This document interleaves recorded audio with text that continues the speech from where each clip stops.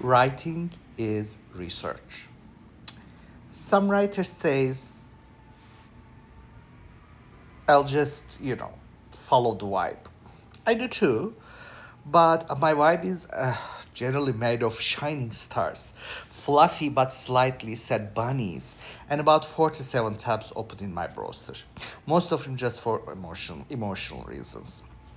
Writing fiction for me feel less like waiting for inspiration and more like an episode of RuPaul's Drag Race. You come in confident.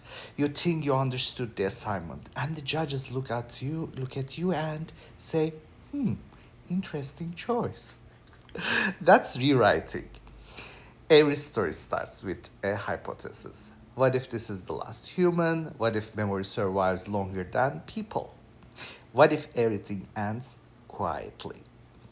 Then the draft walks onto the runway, and suddenly I notice seams I didn't know were showing. That's when my librarian brain takes over. I treat stories like research. I test ideas. I look for gaps. I ask whether the argument actually holds emotionally, not just logically. Writing in a second language adds another layer. What feels alive and precise in my head can land on the page sounding very polite.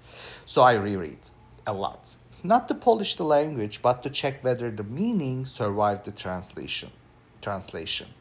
Tools help, notes help, conversations help.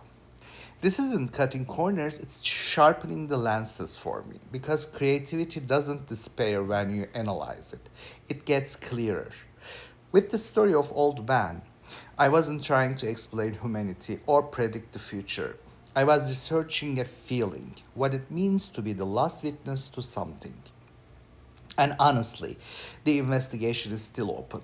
No final answers yet, just more tabs and maybe a few more bunnies. Stay curious, stay kind, stay slightly unhinged in a creative way.